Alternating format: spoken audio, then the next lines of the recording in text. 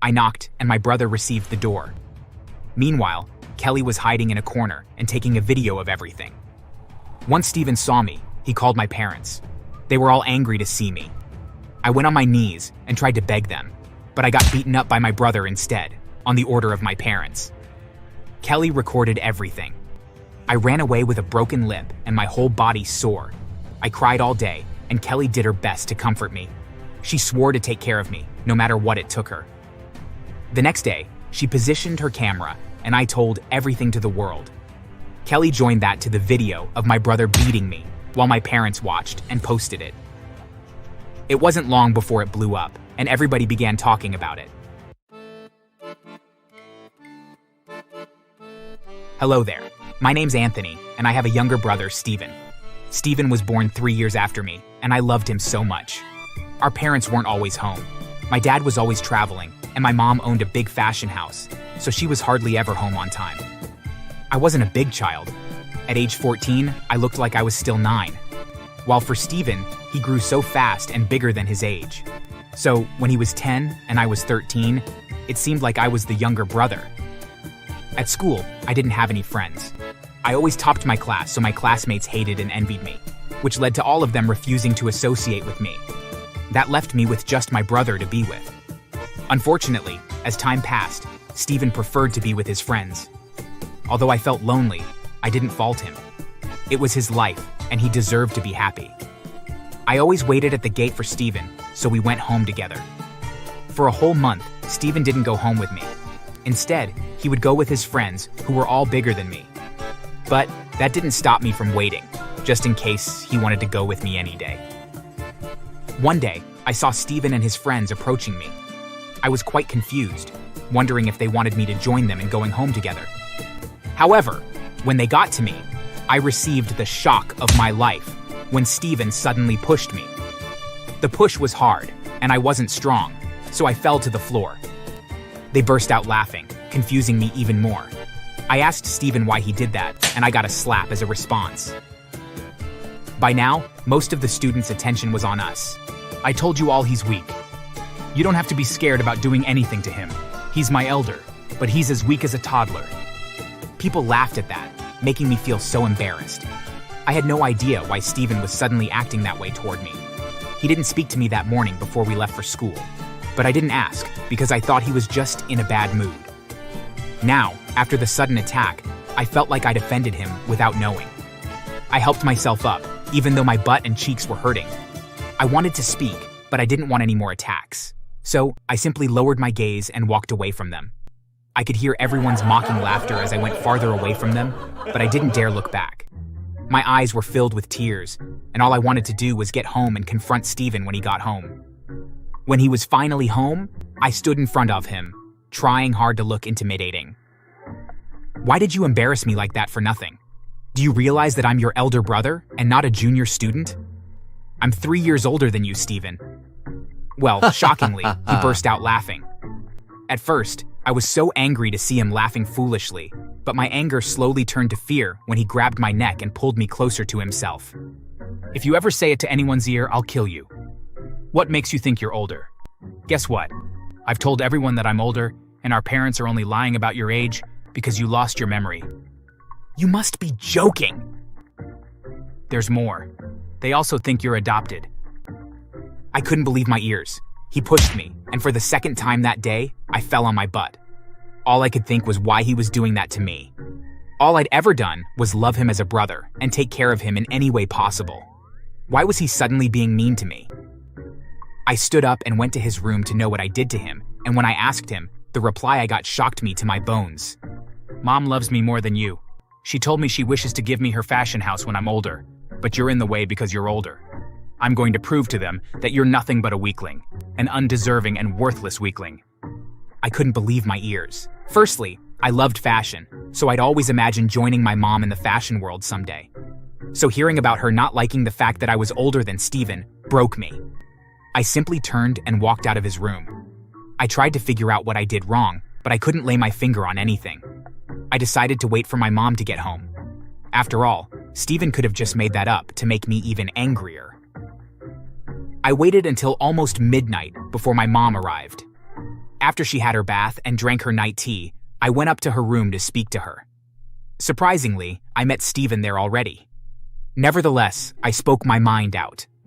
I told her what happened at school earlier that day, and everything Stephen had told me after I confronted him at home. You must have expected her to discipline him or something. Well, so did I. Unfortunately, my mom turned to Stephen and continued her conversation with him as if I hadn't just finished telling her about him bullying me. Feeling ashamed and dejected, I left her room and went to mine. I drifted straight to dreamland because I didn't want to overthink anything.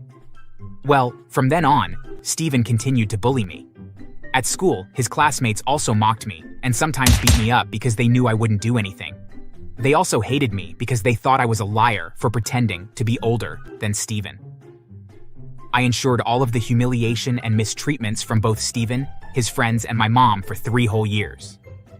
Unfortunately for me, even after 3 years passed, I still hadn't grown much.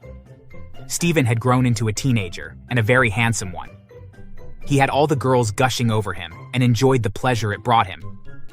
As for my dad, the few times he was home, he saw how my mom and Stephen ordered me around, but he refused to speak. I still held on to the belief that he loves me and would stand up for me someday, until the day he proved that he wasn't on my side. I was 17 then, and Stephen was 14. I had just graduated high school and was home for the holidays. Our dad was also granted a 1-week leave. On the second day of his leave, he suddenly woke up and began yelling. We all rushed out of our rooms and discovered that someone had stolen his money, nearly $2,000. I was shocked because we'd never had anything stolen in the house before. Stephen and my mom seemed to be the most shocked. They were both yelling at the house workers, accusing them of having the thief among them. The workers kept refusing to admit that they saw the money. Let's search everyone's room then. Dad, we'll all be in the living room and let you search everyone's room. You can start with Anthony's and mine. I wasn't scared in any way because I had no idea that my dad even had that amount in his possession. I also never went into their room, so there was no way it could be with me. Unfortunately, for me, the money was found in my drawer. I was shocked to my bones. I cried. I waited. I begged. He didn't believe me. In front of everyone, my dad tied me up and flogged me mercilessly. The next time you steal from me, I'm going to disown you and send you out of my house. I felt so sad. He hadn't even given me a benefit of the doubt. It felt as if he was waiting for a day like that to come. That night, a worker helped me treat my wounds and another fed me. I could see the pity they held for me in their eyes, and that made me even more vulnerable. I thought I was going to escape being disowned by my father, but 3 days later, his money went missing again and was found in my room. This time, he didn't flog me. My things and I were thrown out of the house. As I left in tears, I turned to see my mom and Stephen smiling, and my heart tore. I had no idea why they hated me so much. Well, as luck would have it, that night while I was on the streets, a kind-hearted woman saw me and took me into her house. She took good care of me for days until I explained what had happened to her. She knew my parents because she was a content creator and adored my mom's brand. She asked if I wanted to get back at my family, and I replied that I did. They deserved it because they were so unfair to me. The woman, whose name was Kelly, went with me to my house on a Sunday, and my dad was home. I knocked, and my brother received the door. Meanwhile, Kelly was hiding in a corner and taking a video of everything. Once Stephen saw me, he called my parents. They were all angry to see me. I went on my knees and tried to beg them, but I got beaten up by my brother instead, on the order of my parents. Kelly recorded everything. I ran away with a broken lip and my whole body sore. I cried all day, and Kelly did her best to comfort me. She swore to take care of me, no matter what it took her. The next day, she positioned her camera, and I told everything to the world. Kelly joined that to the video of my brother beating me, while my parents watched and posted it. It wasn't long before it blew up, and everybody began talking about it. We managed to get our houseworkers to talk on the case when my family wasn't home. They were also feeling bad for me and tired of working for my parents, so they spoke out. That was even more evidence against my family. My mom's business began crumbling. Brands canceled deals with her. Customers began protesting against her brand because she was a bad mother and an abuser. My brother stopped going to school after Kelly and I let the school authorities know how he lied against me and made his friends bully me for years. Of course, they all got expelled. And my dad was sacked from work because the company didn't want to be associated with a father like him. It wasn't a personal issue anymore because the public had become aware of it. Kelly quickly made a GoFundMe. Thousands of people sent me money because they felt bad for me. Once we had enough money and the case had died down, Kelly and I relocated to a different country. She became like an elder sister to me. She took care of me so well that no one believed we weren't siblings. At age 25, I'd grown to become a handsome man. I got a late sprout, which was the reason Steven grew to look like he was older than me. Kelly and I kept recording our growth, and so many people loved us. We started a good brand together, and in no time, we became even more popular. I was happy. Kelly got married and left the brand to me. According to her, she wanted me to have it all to myself because I deserved it. As for my family, they were living in misery. No company agreed to employ my dad because of the reputation his actions gave him. My mom couldn't bring her fashion house back to life, and that led her to having depression and serious drinking problems. After Steven got expelled, he was too ashamed to register in another school. He did menial jobs to sustain himself since our parents had become poor. He got arrested one day after bullying a girl in the neighborhood for months and beating her up until she almost died. He was sent to jail, where his fellow inmates harassed him nonstop. My dad eventually got a job as a janitor after my mom left him to start doing drugs on the streets. Their lives turned out worse than I imagined, but I can't stop feeling that they all deserved it. Thanks for watching. Make sure to subscribe and leave a comment down below saying I subscribed, and we will try our best to reply to your comment. He beat her up mercilessly that night. She was in pain, but it was part of the plan. She took pictures of herself after he beat her. The next night, we were stationed at my office with my husband and his colleagues, waiting for Sam, whom we were sure would try to break in. The gates were open, but the door to my office wasn't. He broke it and went in, going straight to where the keys and documents truly were. As he grabbed them, we all came out. He tried to run, but my husband teased him, and he fell on the floor. Then my husband arrested him immediately, and he was taken away.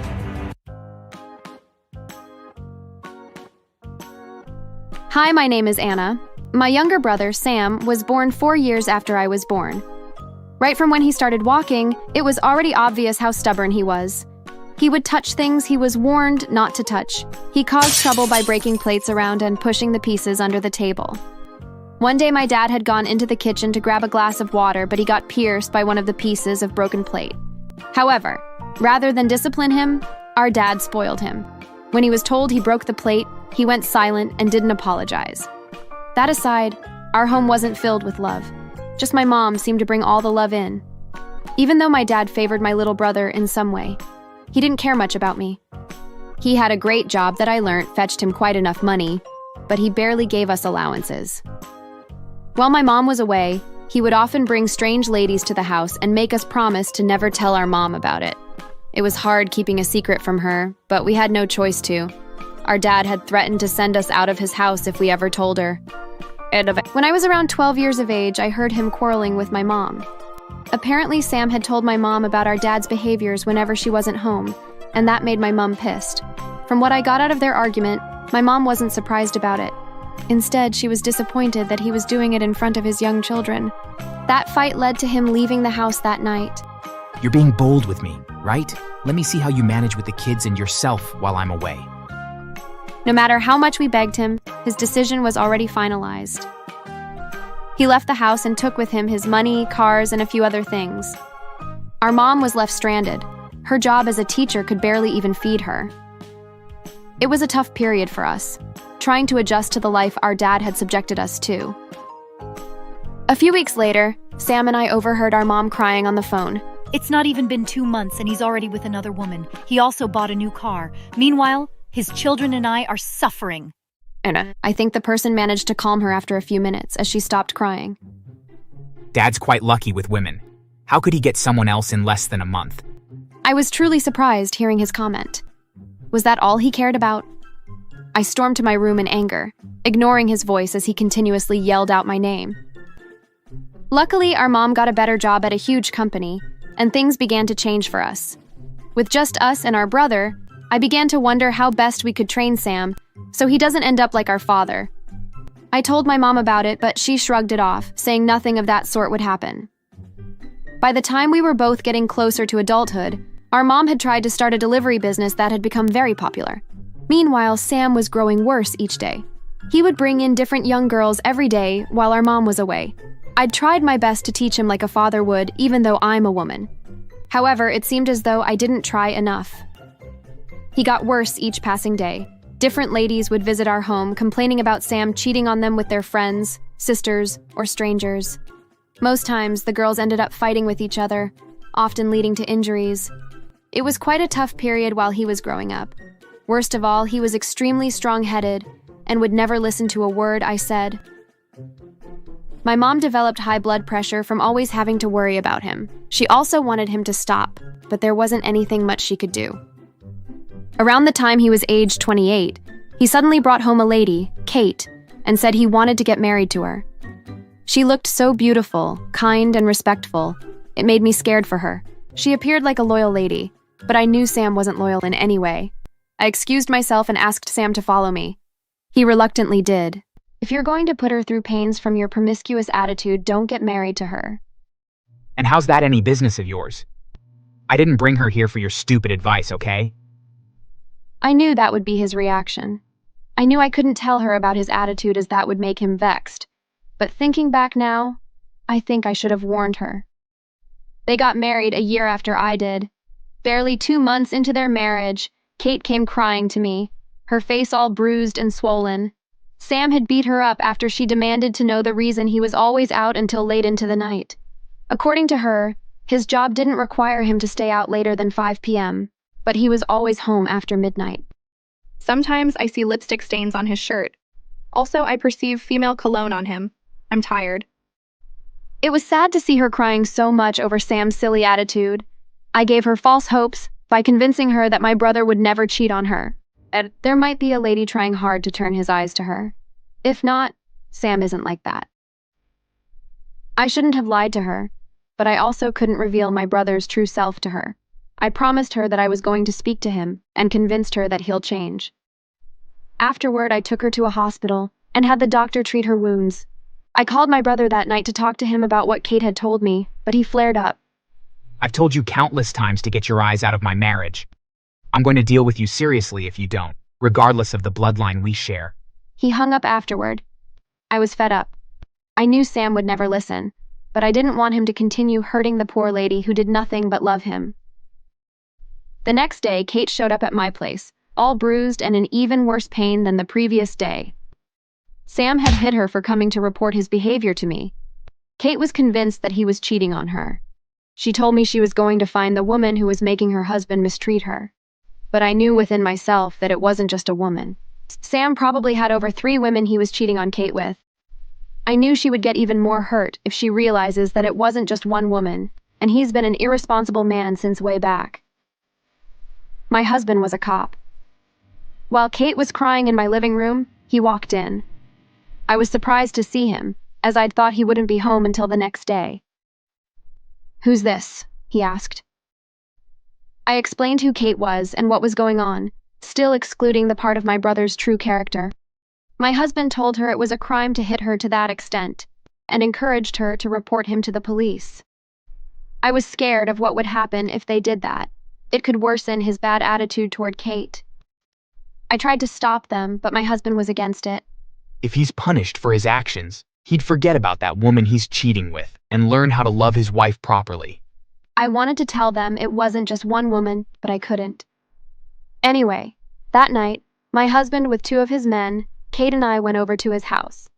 There, he was arrested for beating up his wife so badly. My brother spent 2 weeks in a cell before he was released. Did he get better? No. He got worse. He went on with his promiscuity and never stopped beating her. Eventually, I was forced to reveal my brother's true attitude to Kate and my husband. They were both pissed. How could you keep such a thing away from her? She's his wife and deserves to know. You could have told her from the beginning. Kate, on the other hand, just sat on the floor, crying. I begged her to forgive me for holding it all in. The next day, we visited my mom and made a plan to take him to a therapist. My mom promised to call him and talk to him about it. Right when we were talking about it, my mom's phone rang. It was my dad's old lawyer. She wondered why he was calling. When she answered it, she was informed that my dad had died 2 weeks ago, and it was time to read out his will. I was surprised to hear that he'd requested Sam's and my presence while it's being read. With the case of the therapy pushed aside for a while, we headed to my father's house 3 days later. In his will, 2 mansions were given to me, 2 to my mom and 1 to Sam. That made him furious. But what the lawyer told my mom and I that my father had found out, Sam was spoiled and bitter towards women and didn't leave him much as a punishment. He loved me the most. How can he give you both more? We ignored his ranting and left home, but from then on he became like an insane man. Every day, he would come to my house yelling at the top of his voice that I should give the 2nd mansion to him as he deserved it. I refused. He gave them to me, not you. Leave me alone, Sam. He refused and continued harassing my mother and I for the mansions and even punched me. I reported him to my husband and we decided that it was fine to put Sam in his place. We knew how desperate he was for the mansions and set up a trap for him. Our plan pulled through 1 week later. Kate intentionally left their bedroom when I called her, making it seem like she was hiding something. Of course, Sam followed her. You put the keys and documents to you and your mother's mansions in your office? What if it gets stolen? The call was on loudspeaker, so he heard the reason I kept it there. I also intentionally revealed the exact place they were kept. After I hung up, my husband called Kate. This time it wasn't on loudspeaker. They spoke as though they were flirting, but also in a joking way. I took the phone afterward and said, "I love you," to Kate. She replied back with the same words before ending the call. That got Sam jealous and angry, thinking she was cheating on him. He beat her up mercilessly that night.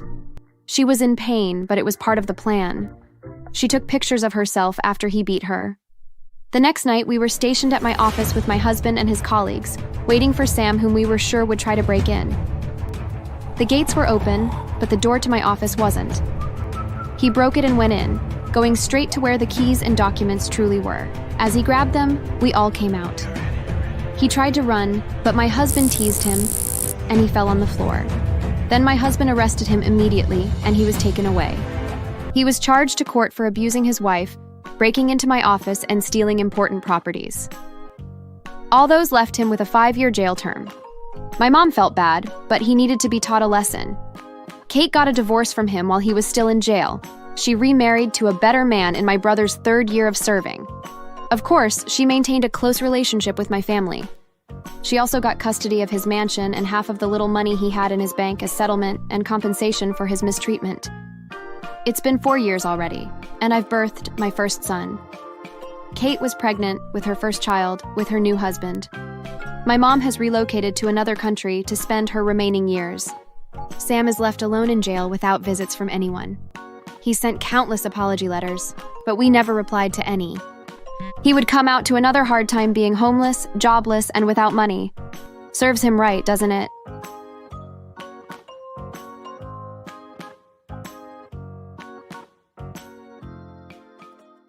I didn't even knock.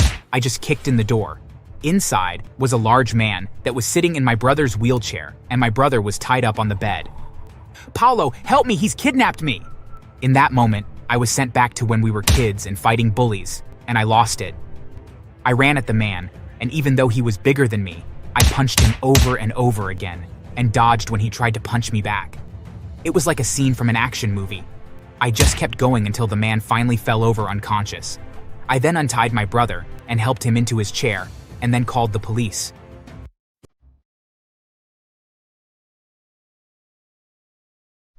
Hi there, my name is Paulo, and I'm 27 years old. So, I have a bit of a tragic story that I want to share with you, but I can assure you that it does have a happy ending. Maybe after hearing it, it will give you a bit of hope for your own situation, and might also help you avoid making the same mistakes that I made as well. First off, let me start off that I'm a twin. My twin brother Milo, however, has had life a lot harder than I have, though. While I was born a healthy, bouncing baby boy, He was born with a degenerative condition that make his muscles grow much slower than everyone else. Unfortunately, this made growing up very difficult for my brother. When we were younger, and in school, there were so many bullies that would pick on him, and it made me incredibly angry. The number of times that I got into physical fights in order to protect my brother. Oh, look, it's Milo, the poor cripple boy. Since you are so much smaller than me, I guess that means that you won't need to eat as much as I do. In which case, you should hand over your lunch money. You better hand it over or I'll break your wheelchair, and then you'll be stuck here. Please don't. I need it to get around. Well, then you better pay up, nerd. What did you say to my brother? Oh, look, the cripple has a bodyguard. Well, looks like I'll break your wheelchair and your brother's face, too. That time, it was a fair fight, and I was able to defend us and beat up the bully. But there were other times that things didn't end well. Sadly, Milo and I got beat up more than a few times, but I never minded because I did more good than not and stopped him from constantly being picked on. Thankfully, our parents understood that the times we would get into fights were never our fault and gave us a lot of leniency when it came to getting in trouble at school and whatnot. At any rate, both of us were quite used to being bullied, and I really thought that it would end when we became adults. But as you will come to see, that wasn't going to end up being the case. At any rate, that should give you some context of why what happened later made me act out so much. So, after high school, Milo and I ended up going to different colleges. He went to become a biologist, and I went to school to study engineering. Both of us did quite well in school and were able to graduate and then found good-paying jobs. Shortly after starting my career, I met Susan. She lived in the same apartment building as myself, and she was gorgeous. Just looking at her made my heart burst out of my chest. When she agreed to go on a date with me, I thought I was going to pass out from excitement, and then a couple years later when I asked her to marry me, I was over the moon with happiness. However, there were many red flags that, looking back now, I definitely ignored. The first was when I introduced her to my family. I brought her to meet my parents and my brother, and while we spoke with them, she smiled and was polite. But then when we got back home, her entire mood changed. Hey, so you and your brother are twins? Yep, I was born first, and Milo was born a few minutes later. Are you sure that he wasn't adopted? I mean, you two barely look anything alike. Yes, I'm quite sure. Why? Well, it's just odd that he should be disabled and that you aren't. Well, it's pretty unfair for sure, but I mean, it's just the hand he was dealt, and he's making the most of it. He's very independent for the most part. I know people who aren't disabled that do much less than he does. Oh, okay. Well, I was just wondering, if we have kids, is there a chance that they will be disabled as well? Is it a genetic thing we need to worry about? No. It was just an unfortunate thing. It isn't genetic, but if our kids have something similar, then we'll still love them no matter what, right? Yeah, for sure we will. I mean, we would have to, right? The way she answered my question didn't sit well with me, but it had been a long day, and I just assumed that she was tired and needed some downtime. Looking back, it was easy to see how it was a red flag, but I was in love and I didn't see it for what it was. However, that wasn't the last time that she said something off about my brother. Later that year, my parents invited us over to take a group family portrait for Christmas. We all got dressed up and were ready for the photo when Susan took me off to the side. Hey, is there any chance that we can get some photos of just us with your parents? I mean, sure, but what about Milo? Yes, but I want a photo that I can show my friends and they'll say things if your brother is in the photo. What do you mean? What kinds of things would they say? Well, they'll wonder what's wrong with him and they might think that it will be contagious. Please, I just want one or two of just the four of us. I know that it's a silly thing, but you know how some people are. Once again, deep down, I knew that something wasn't right, but I chose to ignore the warning signs. Instead, I gave in, even though I could tell that Milo found it rather odd that he should be left out of some photos. After that, things went pretty well. We planned the perfect wedding and things were going great. That is until the day of the wedding. Susan had hired an assistant to help Milo get ready. I told her that he didn't need one, but she insisted that it would help everyone have a better time if someone made sure that Milo was taken care of, just in case. My family was very confused as we knew that Milo was very independent and capable of taking care of himself. But Susan insisted, and in the end, all of us just shrugged and accepted it. After all, if Susan wanted to waste her money on someone shadowing Milo all day, then so be it. When the ceremony began, I looked around to see where Milo was, but he was nowhere around. I asked my parents if they had seen him, but they hadn't. Finally, I went to talk to Susan to see if I could get the number of the person that she hired to watch over Milo. Hey, Susan, I need to ask you something. Paolo? What are you doing? It's bad luck to see the bride before the wedding. I know, but this is very important. Have you seen Milo anywhere? No. But I'm sure he's around here somewhere. No, go and get ready. The ceremony is about to start. It can't start until I know where Milo is. It's very important that he be here for my wedding. No. Listen to me, Paolo. I know that he's your brother, but I can't stand being around that disgusting cripple. There is no way that I'll let him pollute our wedding photos with his grotesque looks and wheelchair. What are you saying? I'm saying that this wedding is going to happen without him being here. It's either him or me, Paolo. I'm not going to allow him to ruin my wedding and my wedding photos. So you need to pick which of us is more important. Are you listening to yourself right now? You're acting crazy. What did you do to my brother? Oh, he's at a motel down the street. He's fine. Now what are you going to choose? That's easy. You're nothing but a disgusting bully. I can't believe that I ever loved you. I grabbed her bouquet and threw it on the ground and stomped it flat with the heel of my shoe and stormed out, and then headed down the street to the motel she mentioned. I asked the front desk clerk which room my brother was in and then headed over to it. I didn't even knock, I just kicked in the door. Inside was a large man that was sitting in my brother's wheelchair, and my brother was tied up on the bed. Paolo, help me, he's kidnapped me! In that moment, I was sent back to when we were kids and fighting bullies, and I lost it. I ran at the man, and even though he was bigger than me, I punched him over and over again, and dodged when he tried to punch me back. It was like a scene from an action movie. I just kept going until the man finally fell over unconscious.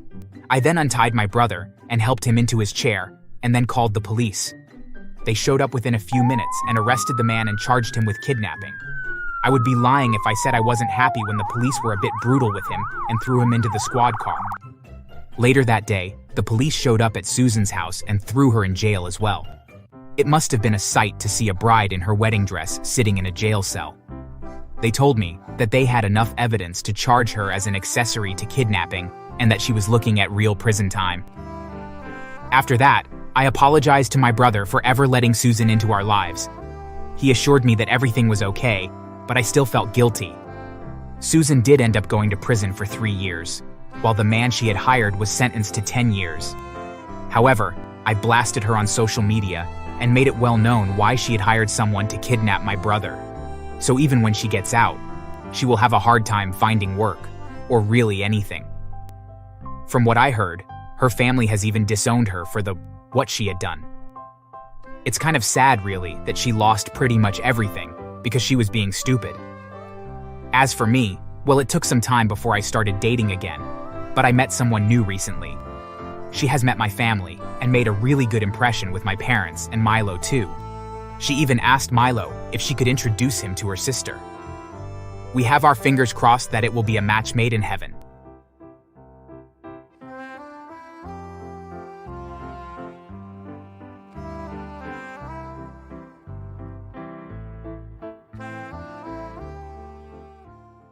Sydney, what in the world do you think you're doing, taking precious time off of work? I needed you to be in the office today.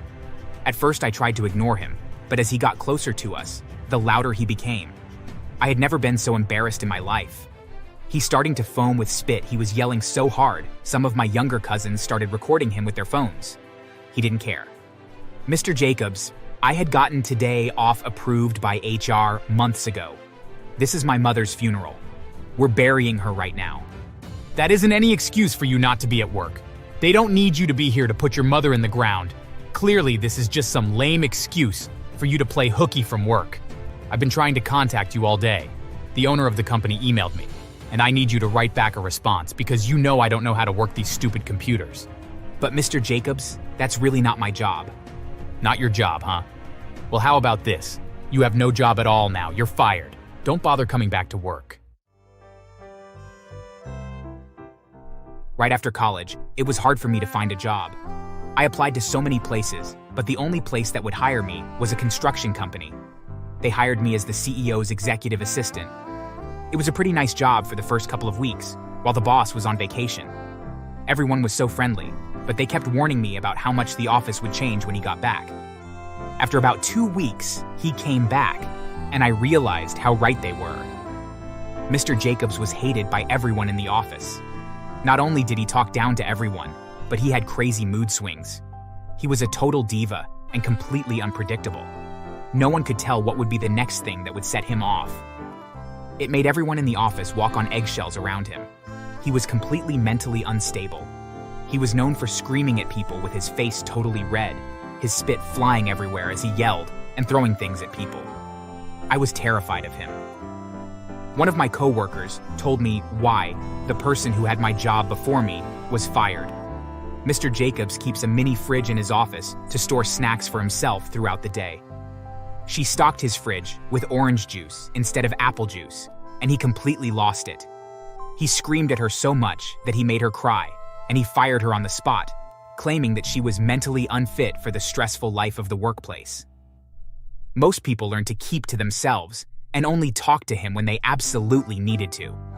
People were able to make enough peace with his insanity. What the entire office really had against Mr. Jacobs was his tendency to take credit for other people's work and make other people do the tasks that he was supposed to do. He was completely unable to do his job, and everyone knew it. He was basically a big baby who needed everyone else in the office to take care of him. He needed help with the simplest tasks around the office. He couldn't even send someone a simple email without help. I spent a lot of my time going over his paperwork and basically doing his job for him. I had a lot of late nights in the office, swamped and overwhelmed with the task of having 2 jobs, but only being paid for one. I accepted it for what it was. I kept my mouth shut and just did what he asked of me, so I would never have to find out what he did if he was ever angry. I had heard the rumors. Finally, I saw it with my own eyes and found out they weren't rumors at all. Anthony, get your butt in my office now! I watched as Anthony, one of our accountants, rushed into his office. I could hear their entire conversation because Mr. Jacobs spoke so loudly, even though the door was shut. Why haven't you completed that form I need to give to the board yet? It's due this week, and I haven't gotten anything from you. I'm so sorry, Mr. Jacobs, but I've been so swamped with all the accounting paperwork that I don't really have time to do Your job is to do whatever I tell you to do, no questions asked. If I tell you you need to complete something, you do it. I don't care if it's not your job. As he screamed this at the poor man, I heard the noises of objects being thrown around the room and breaking. I started to worry for Anthony inside. I heard the sound of glass breaking, and the man's voice began to shake as he spoke. Yes, of course, Mr. Jacobs. Get it done and in my hand in an hour or you're fired. Anthony came running out of the room, trying his best to hide his tears. From what I could tell, he wasn't injured, but I saw shards of broken glass in his hair. The glass that Mr. Jacobs had thrown at him had narrowly missed his head. So this was what working here really was like. Everyone working in constant fear of him and not being able to do anything about his bullying or abuse. I looked around town for other jobs, but no matter where I looked, I couldn't find anything else. I was stuck. I made sure I didn't make the same mistake as the last assistant and kept his fridge stocked with apple juice. I did my best to keep my head down and not stand out. I was miserable. Every day I came into work, but I kept telling myself, I'm not going to be here forever. After being with the company for a year or 2, my mother passed away, and I was completely devastated. My older brother took care of everything, from taking care of all the bills that she still had to pay, the burial fees. He was even put in charge of planning the funeral. Now, my brother had told me to leave my job some time ago. He didn't like my boss one bit, but he was still respectful of me being in a tough spot financially. To keep me from getting in trouble, he double and triple checked that I was able to get the day of my mother's funeral off without getting into any trouble. Thankfully, I didn't have to ask Mr. Jacobs for permission. It was strictly an HR matter. I asked the man in the HR department if I could get that day off to attend the service. He was completely compassionate and understanding, and told me it would be fine. I was still wary of what Mr. Jacobs would do, but I figured I should be in the clear since I got the day off approved. The morning of the funeral, my phone started ringing. It was a call from Mr. Jacobs. My heart dropped. I never get calls from him. I was torn between the urge to see what he wanted and to make sure I wasn't in trouble, and the fear that I might be. I decided to ignore the calls, despite how scared I was. HR approved me taking today off a long time ago, and he should have seen that. Today was the day to honor the memory of my mother. Surely he can respect that. During the service, my phone kept blowing up with phone calls and text messages from him. My family members began to give me dirty looks at the disturbance my phone was making. I quickly shut off my phone, embarrassed. After the service ended, all of us drove to the cemetery to bury her. We were just putting her body into the ground when I heard a faint shouting in the distance. It was Mr. Jacobs. Everyone stopped what they were doing to watch him come running into the cemetery, yelling and screaming my name. Sydney, what in the world do you think you're doing? Taking precious time off of work. I needed you to be in the office today. At first I tried to ignore him, but as he got closer to us, the louder he became. I had never been so embarrassed in my life. He's starting to foam with spit. He was yelling so hard, some of my younger cousins started recording him with their phones. He didn't care. Mr. Jacobs, I had gotten today off approved by HR months ago. This is my mother's funeral. We're burying her right now. That isn't any excuse for you not to be at work. They don't need you to be here to put your mother in the ground. Clearly, this is just some lame excuse for you to play hooky from work. I've been trying to contact you all day. The owner of the company emailed me, and I need you to write back a response because you know I don't know how to work these stupid computers. But Mr. Jacobs, that's really not my job.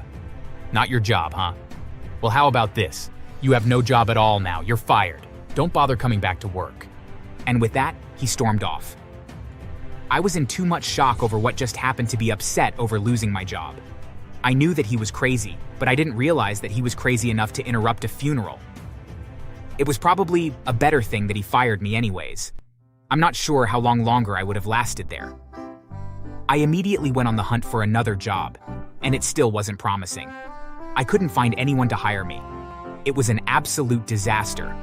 I was so stressed about not being able to pay all my bills on time that I was on the brink of a nervous breakdown. I was about to call my brother to ask him for a loan when my phone rang. When I answered, it was a news channel wanting an interview with me. I was so confused on what was going on. Apparently, the video that my younger cousins had taken of my boss at my mother's funeral went viral, and I had gained support from millions of people online. Everyone knew about what he did and was so shocked and angry on my behalf. I received so many calls from various news channels and stations to get an exclusive interview with me that I was quickly able to pay off all of my debt and all of my bills. The owner of the construction company even called me and apologized for the behavior of Mr. Jacobs. It has come to our attention that not only was Mr. Jacobs highly unqualified for his job, but that he fired you for no good reason. We've gone ahead and fired him, and since you were doing a great deal of his work already, we were wondering if you would consider coming back and taking the job of CEO. I was so shocked and happy that I immediately started jumping up and down. When I moved all of my things into his old office, all of my coworkers cheered and welcomed me back. They threw me a little party to congratulate me for the role I played in finally getting rid of the office terror. I was filled with so much relief and joy about my nightmare finally being over that I cried in relief. Mr. Jacobs was fired after the video went viral, and it completely destroyed his reputation as a boss. Everyone knew that he couldn't do something as simple as send someone else an email, and that he took advantage of his coworkers who worked below him. No one in the corporate world would hire him. The only job that he could get was working in the fast food industry with coworkers a third of his age. His manager, who is young enough to be his son, is super critical of him, and he's often bullied for how old he is. I happened to get a burger and a milkshake from the restaurant that he worked at one day, and he recognized me. He begged me to put in a good word with the owner of the company so that he could get out of the dead-end job that he worked at. I simply looked back at him, trying to remember how scared I was of this man at one point in my life. I threw my milkshake at him. It spilled all over his fast food uniform and got into his shoes. "I think you've gotten me confused with another person," I said, before turning around and walking out the door. I later heard that Mr. Jacobs lost his job. You might be wondering what happened. Let me tell you, I created a fake account online and posted Mr. Jacobs' details, falsely claiming he was a pedophile. When his employer found out, he was immediately fired. His wife was so embarrassed that she divorced him and left the country. As of now, Mr. Jacobs is jobless, renting a tiny house and doing menial jobs whenever he can find one. Thanks for watching. Make sure you subscribe to the channel. One night, while Tom was in the shower, he got a call from our neighbor. I answered. Hello? Oh, thank goodness you answered. What's wrong? Louise wasn't feeding your baby at all. Every time I went over to check on them, she looked thinner and thinner. I called Child Protective Services, and they confirmed my suspicion. She's now in the hospital being treated for malnutrition. I warned Tom that something was wrong with his mother, but he insisted that I was paranoid. What? I took the next flight home, leaving Tom completely alone. At the hospital, I found Maddie and talked with a team of doctors. Thankfully, the neighbor reported Louise before Maddie was too far gone with malnutrition. They had her on an IV and was expected to make a full recovery. They asked me what had happened, and I explained that my evil mother-in-law had starved my child. I added that my husband was aware of her misdeeds and gaslighted me when I came to him with concerns. All of the doctors were readily eager to help me and pointed me towards a reputable divorce attorney and a banker who could help me stash away my money from Tom.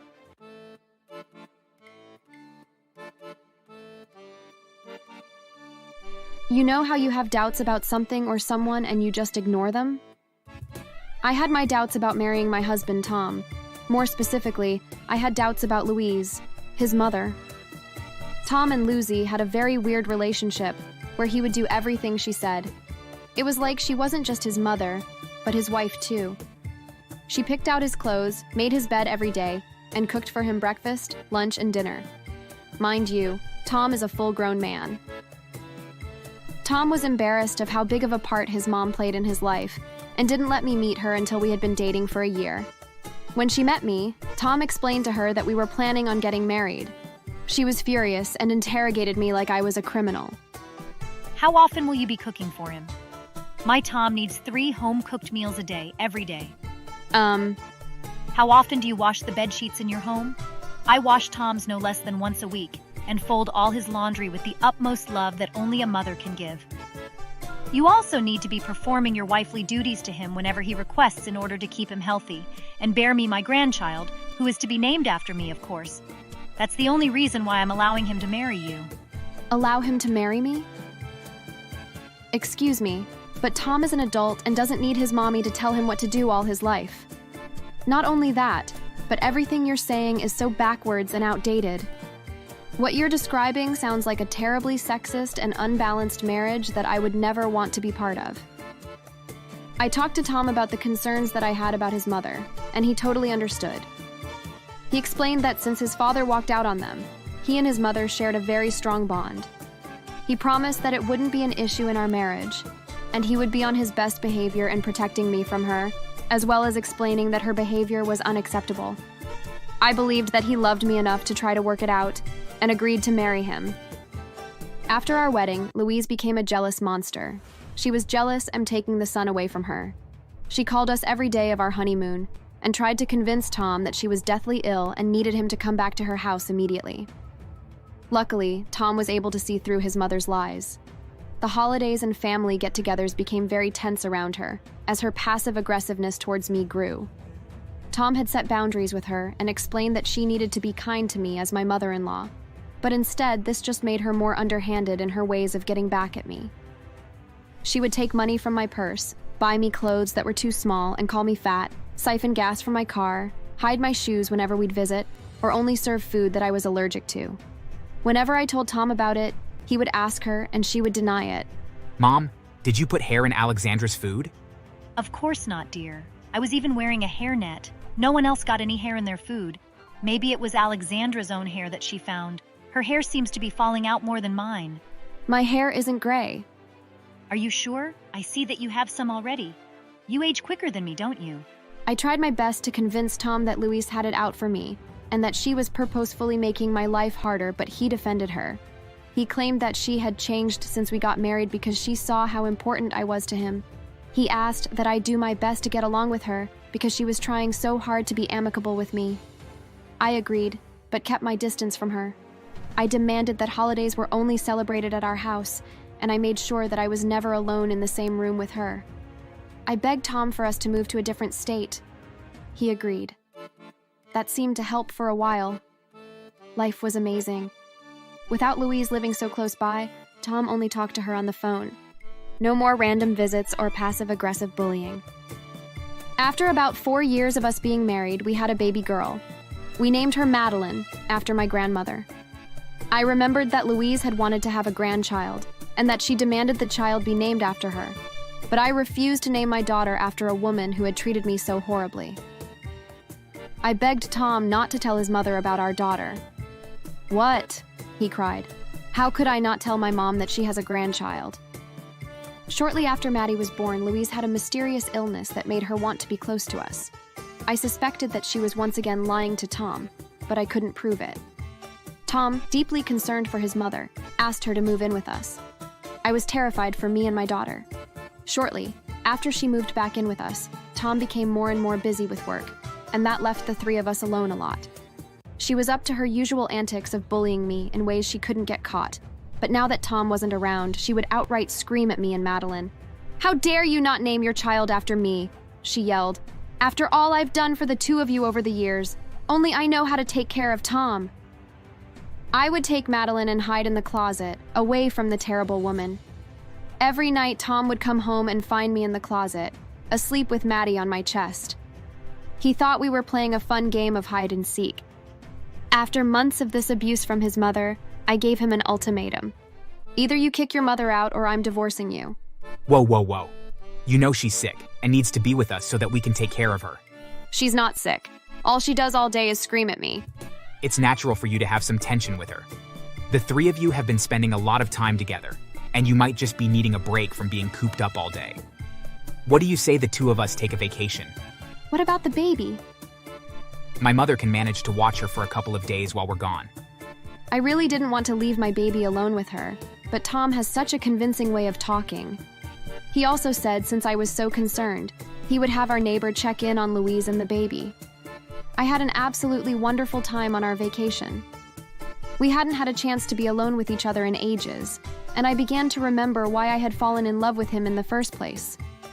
We went on romantic walks on the beach and had lots of long, late-night talks that we hadn't had since we had been dating. One night, while Tom was in the shower, he got a call from our neighbor. I answered. "Hello?" Oh, thank goodness you answered. "What's wrong?" Louise wasn't feeding your baby at all. Every time I went over to check on them, she looked thinner and thinner. I called Child Protective Services, and they confirmed my suspicion. She's now in the hospital being treated for malnutrition. I warned Tom that something was wrong with his mother, but he insisted that I was paranoid. "What?" I took the next flight home, leaving Tom completely alone.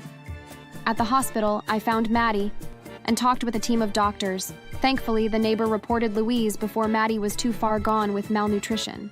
They had her on an IV and was expected to make a full recovery. They asked me what had happened, and I explained that my evil mother-in-law had starved my child. I added that my husband was aware of her misdeeds and gaslighted me when I came to him with concerns. All of the doctors were readily eager to help me and pointed me towards a reputable divorce attorney and a banker who could help me stash away my money from Tom. I looked at my phone and saw that I had 15 voicemails from him. I blocked him for the time being. When I returned to the house, Louise was standing triumphantly at the top of the stairs looking down at me. In a blind rage that only a mother could feel, I lunged at her and pulled her down the stairs. In the tumble, Louise cracked both of her hips. I left her lying on the floor, crying in agony, while I threw out everything in the house that belonged to either her or Tom. A pile of their belongings laid in our driveway as Tom pulled up to the house. Seizing the opportunity, I tossed a match into the pile. Everything in it burned. Tom screamed in horror as his precious belongings burned. I thanked the neighbor for saving my child and explained to him the story of why Louise had put her in danger. He became even more enraged at her pettiness and offered any help I might need in the difficult period I was facing in my life. I asked him to testify against Tom in court. He eagerly obliged. At the divorce proceedings, he told everyone how Tom left his child to his neglectful mother's devices. Not only did I get custody of Maddie, but I won the house and all of the money in our joint banking account. The news played our story on repeat, telling everyone about the man who let his mother starve his child. He was publicly ridiculed and sent death threats daily from strangers. He and Louise decided to move to another state, but the story followed them on social media everywhere they went. After fracturing both of her hips, she really did need help from Tom. Her hips never healed properly, and she lost the ability to walk. She was now bound to her wheelchair and grew weaker every day. She was reliable on Tom to do everything for her, but he had grown resentful of the role she had played in ending his marriage. After about a year of being her caretaker, he abandoned her and left her for dead. All of the death threats and hateful messages got to Tom eventually, and he decided to take his own life. As for me, the neighbor decided that he wanted to take care of my daughter and I. He proved a much more caring and loving man than Tom ever was. We decided to get married, and he adopted Maddie to be his own child. Thanks for watching. Make sure to subscribe and leave a comment down below saying I subscribed, and we will try our best to reply to your comment.